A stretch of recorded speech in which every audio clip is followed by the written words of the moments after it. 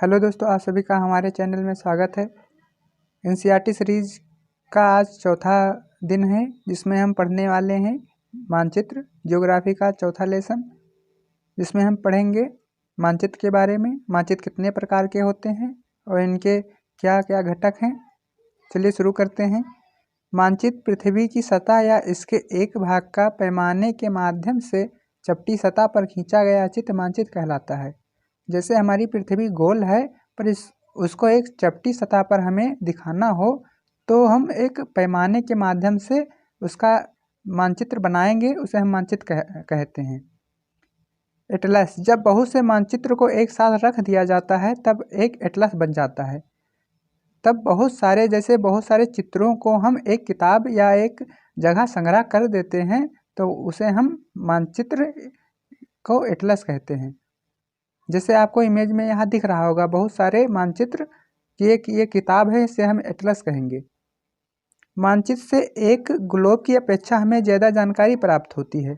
मानचित्र में हमें जानकारी बहुत सहीगर प्राप्त हो सकती है। जैसे हमें अपने गांव का मानचित्र देखेंगे तो उस या ज़िले का मानचित्र देखेंगे तो हमें बहुत बारीकी से दिखाया जाएगा।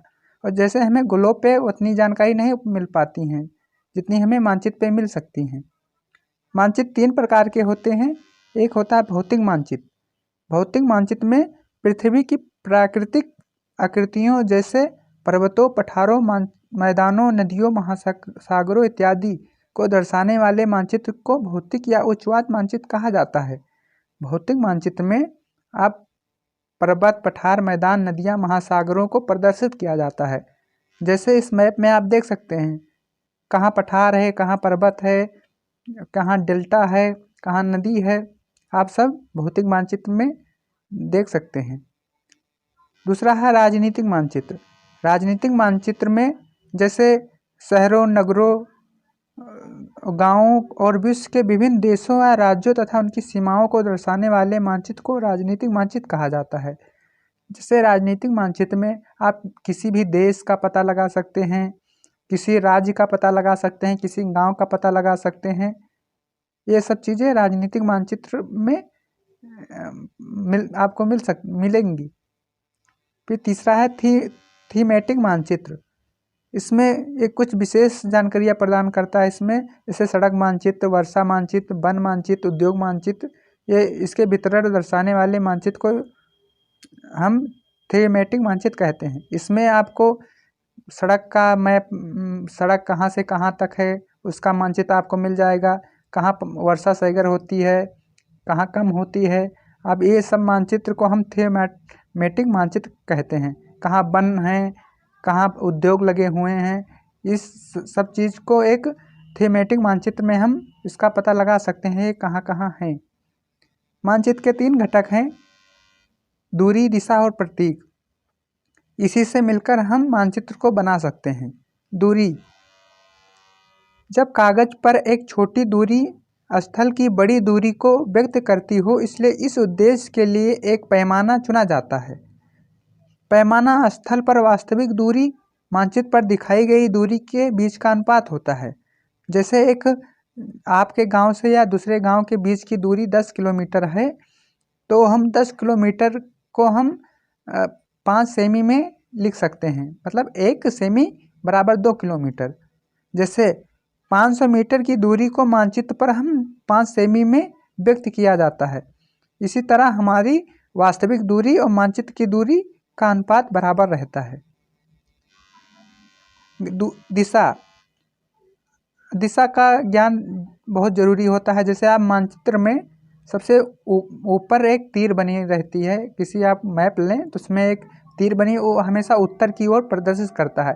अब उत्तर की ओर रहता है जिसे आप पता कर सकते हैं कि ये उत्तर है तो ये पश्चिम होगा, ये दक्षिण होगा, ये पूरब होगा। अधिकतर मानचित्र के ऊपर दाहिनी तरफ तीर का निशान बना होता है जिसके ऊपर अक्षर U लिखा होता है। यह तीर का निशान उत्तर दिशा को दर्शाता है। इसे उत्तर रेखा कहा जाता है। जब आप उत्तर के बारे में जानते हैं तब आप दूसरी दूरी दिशाओं जैसे पूरब, पश्चिम तथा दक्षिण के बारे में पता लगा सकते हैं। जो आप इस चित्र में देख सकते हैं ऐसे ही मानचित्र पे बना रहता है, जिससे आप पता कर सकते हैं ये दिशा कौन सी है। तीसरा आता है प्रतीक। इसमें किसी भी मानचित्र पर वास्तविक आकार एवं प्रकार के विभिन्न आकृतियां जैसे भवनों, सड़कों, पुलों, वृक्षों, रेल की पटरियां या कुआं को दिखाना संभव नहीं होता है, इसलिए वह निश्चित अक्षरों, छाया, रंगों, चित्र तथा रेखाओं का उपयोग करके दर्शाया जाता है। ऐसे आप मानचित्र में, किसी भी मानचित्र में आप ये दर्शाना बहुत कठिन होगा कि कहाँ कुआं है, कौन सी सड़क है, कच्ची है या पक्की है, मंदिर कहाँ है, पुलिस स्टेशन कहाँ है। इसके लिए एक होता है जैसे छाया और रंगों या चित्रों के माध्यम से दर्शाया जाता है, जो आपको इस चित्र में मिल जाएगा यहाँ पे।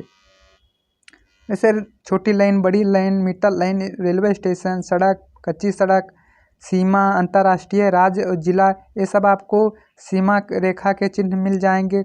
नदी कैसी है, जैसे यहाँ नदी है तो हर मैप में आपको ऐसे ही सिंबल या मतलब प्रतीक मिलेंगे कि हाँ नदियाँ ऐसी होती हैं। ये इसे रूढ़ी प्रतीक कहा जाता है, जो हमेशा पूरे मतलब वर्ड में हमेशा एक ही जैसे होते हैं। जैसे पोस्ट ऑफिस PO और पुलिस स्टेशन PS, ऐसे ही पेड़ या घास, सब ऐसे ही ये पूरे वर्ड में इसकी मान्यता प्राप्त है। पूरी दुनिया में हर मैप में आप ऐसे ही देख सकते हैं, नदी का ऐसा सिंबल ही रहेगा, कुआं का ऐसा ही सिंबल रहेगा। इससे आपको हर मैप में आसानी होगी कि यहाँ नदी है, यहाँ कुआं है, यहाँ मतलब पुलिस स्टेशन है। आपको वीडियो अच्छी लग रही हो तो प्लीज़ हमारे चैनल को सब्सक्राइब कर दें। रेखा चित्र मानचित्र, इसे हम जान लेते हैं। मान लीजिए कि आप अपने मित्र के घर जाना चाहते हैं, लेकिन आपको रास्ते की जानकारी नहीं है। आपका मित्र अपने घर के रास्ते को बताने के लिए एक अच्छा आरेखण बना सकता है। इस प्रकार कच्चे आरेखण को बिना पैमाने की सहायता से खींचा जाता है तथा इसे रेखा चित्र मानचित्र कहा जाता है। जैसे आपका दोस्त है और आपको दोस्त के घर जाना है, पर आपको रास्ता नहीं पता है, तो आप एक कागज़ पे एक बना सकते हैं, अपने दोस्त से बनवा सकते हैं कि आप हमें बना के नक्शा दे दीजिए कि हाँ यहाँ चौराहा आएगा, यहाँ से आप इधर मुड़ लेना, उसके बाद ये गली आएगी, इस पे आना। इस तरह से आप वहाँ नक्शा बनवा सकते हैं। इसे हम रेखा चित्र या मानचित्र कहते हैं, जिसे आप इमेज में देख सकते हैं। खाका, खाका हम उसे कहते हैं जैसे एक छोटे क्षेत्र का बड़े पैमाने पर खींचा गया रेखाचित्र खाका कहा जाता है। जैसे एक छोटा क्षेत्र एक बड़े पैमाने पर खींचा जाता है। जैसे हमें घर बनवाना है, घर का नक्शा बनवाना है, तो हमें एक बड़े मानचित्र पे बहुत बारीकी से हमें डिजाइन करना होगा कि कहाँ किचन रहेगा, कहाँ बाथरूम रहेगा, कहाँ बेडरूम रहेगा। इसीलिए हम इसे एक छोटे क्षेत्र का बड़े पैमाने पर खींचा गया चित्र खाका कहा जाता है। इसे हम खाका कहते हैं।